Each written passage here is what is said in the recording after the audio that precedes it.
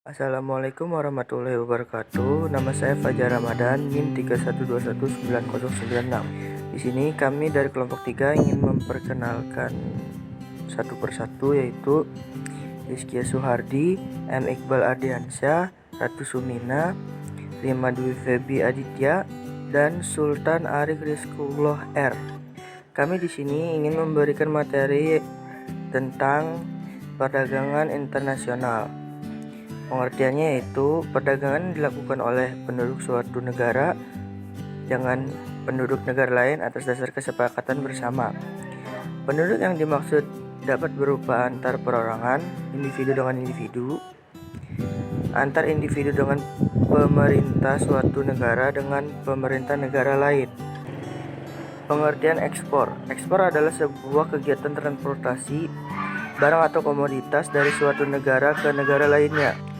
Dalam arti, ekspor merupakan suatu kegiatan perdagangan barang atau komoditas dari dalam ke luar negeri. Ada tujuan ekspor, memperoleh harga jual lebih tinggi, mendapat keuntungan dari devisa, membuka pasar baru, mengendalikan harga produk dalam negeri, serta menjaga stabilitas nilai kurs valuta asing. Syarat menjadi ekspor. 1. Badan hukum dalam bentuk CV, firma, PT, atau perseroan terbatas, persero,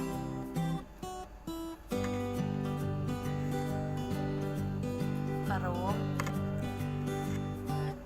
perjan, koperasi.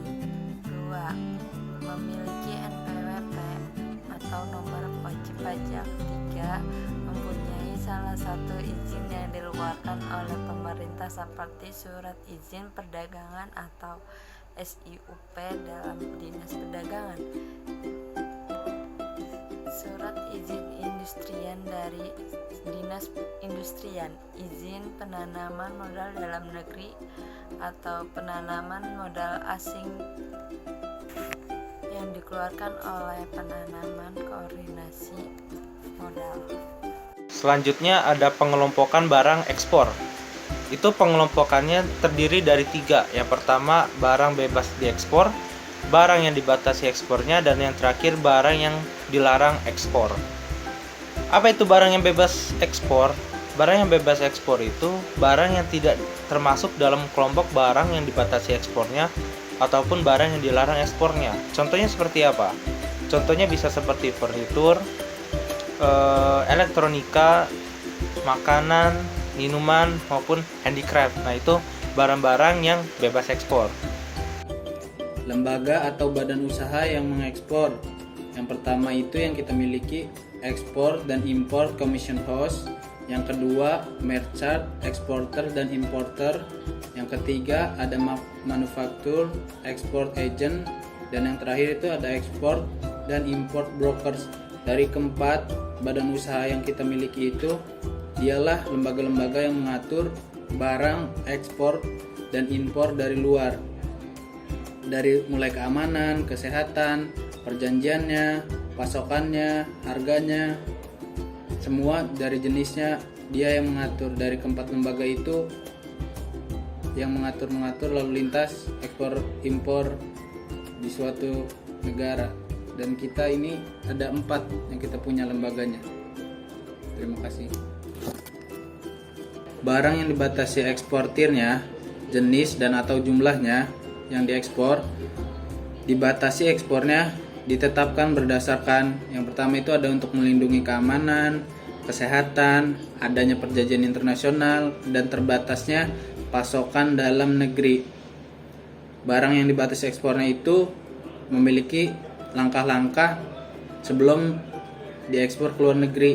Dan apa aja barang yang dibatasi itu, kenapa bisa dibatasi itu, karena kita melihat dari yang pertama pasokan dalam negeri, apakah itu mencukupi atau tidak.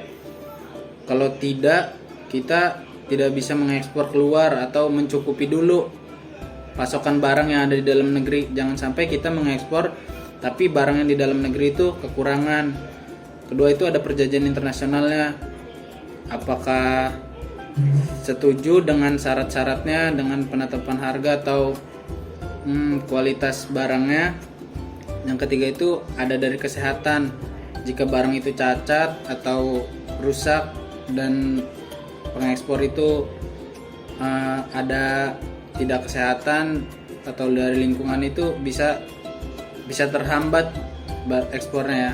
Yang keempat itu ada keamanan, untuk melindungi keamanan suatu negara. Jadi kita harus dilihat dulu syarat-syarat dan ketentuannya untuk mengekspor barang tersebut.